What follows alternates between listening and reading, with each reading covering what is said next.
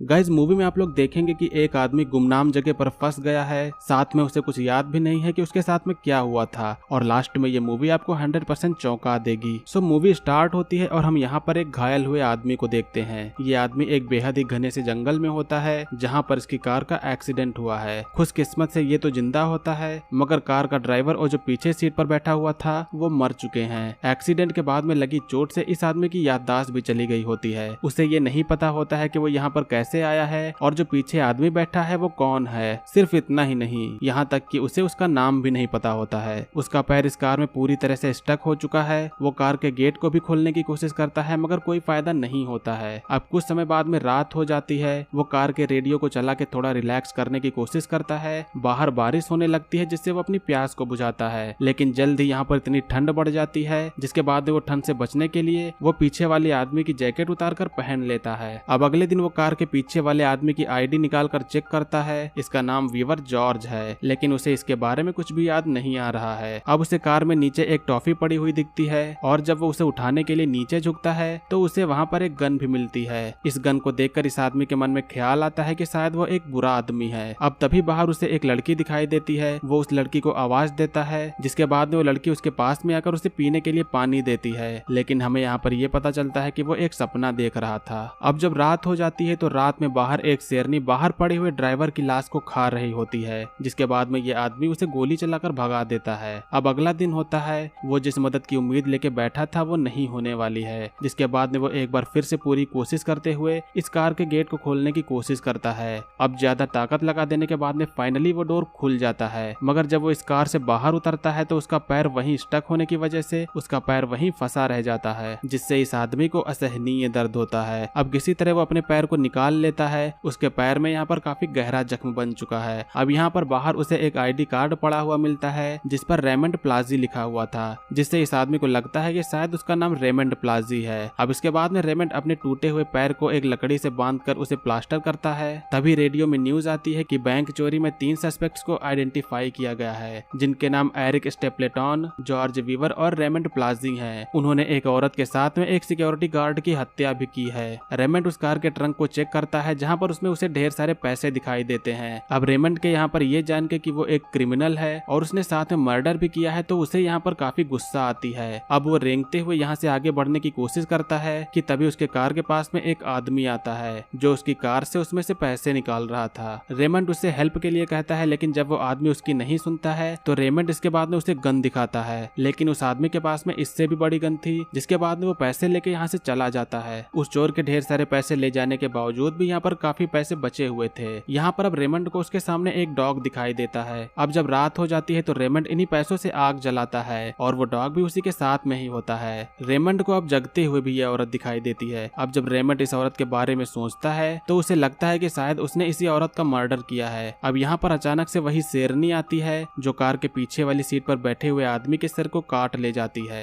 Raymond के दिमाग की हालत खराब हो जाने के बाद उसे यह औरत बार बार दिखाई देने लगती है, जिसके बाद में वो यहाँ से निकलने की कोशिश करता है। उसका पैर फ्रैक्चर होने के कारण उसे इसी तरह रेंग कर यहाँ से जाना होगा। वो पास के एक तालाब के पास में पहुंचता है, लेकिन यहाँ पर पानी काफी गंदा था, जिसके बाद में वो यहाँ पर मछली पकड़ने की कोशिश करता है, लेकिन उसके हाथ में एक भी मछली नहीं आती है। अब वो रेंगते हुए यहाँ से और आगे बढ़ता है तो उसे रास्ते में एक बैग मिलता है। इस बैग के अंदर पेन किलर्स, कुछ पीने के लिए और थोड़ा सा कुछ खाने के लिए भी था। अब जब रेमंड इसे खा रहा होता है तो वो डॉग भी रेमंड के पास में आकर बैठ के उसे खाने को देने के लिए कहता है। रेमंड एक डॉग लवर है क्योंकि उसके बचपन में भी एक पेट डॉग था जिसे वो डॉग को भी अपने साथ में खाने के लिए देता है। अब वो फिर से रेंगते हुए यहाँ से आगे बढ़ने लगता है। पैसे के नोट की गड्डी यहाँ तक पड़ी हुई थी, जिससे वो पास वाली गुफा में टॉर्च लगाता है तो यहाँ पर एक मोबाइल पड़ा हुआ था। वो जल्दी से जाकर मोबाइल को उठाता है, लेकिन बाकी मूवीज की तरह यहाँ पर भी इस फोन में टावर नहीं पकड़ते हैं। अब दूसरी तरफ वहीं उसे यहाँ पर उस आदमी की लाश भी दिखाई देती है जो कार से पैसों को लेके भागा था, जिसे देखने के बाद में रेमंड जल्दी से यहाँ से भागता है। वो फिर से क्रॉल करते हुए यहाँ से निकलता है, जिसके बाद में वो जल्दी एक रिवर के पास में पहुंच जाता है। अब यहाँ पर वो पानी पीता है। वो साथ में यहाँ पर कुछ मछलियों को पकड़ने का ट्राई भी करता है। अब हम यहाँ पर देखते हैं कि इस डॉग की और रेमंड की काफी अच्छी दोस्ती हो गई है। एक बार फिर से उसे वही लड़की रिवर की दूसरी तरफ दिखाई देती है, जिसके बाद में वो रिवर को क्रॉस करने लगता है, लेकिन रिवर में पानी का बहाव इतना ज्यादा था कि वो पानी के साथ में ही बह जाता है। वो पानी के साथ में बहते हुए काफी दूर तक चला जाता है, मगर जब वो बाहर निकलता है तो फोन अभी भी उसके पास में ही होता है। वो फिर से यहाँ से रेंगते हुए निकलता है, जिसके बाद में अब जल्द ही रात हो जाती है। रात हो जाने पर वो एक केव में रुकता है, जहाँ पर वो देखता है कि कई सारे लोग उसे बचाने के लिए आए हैं और इन सबको इस लड़की ने लाया है, मगर ये भी रेमंड का एक सपना ही था।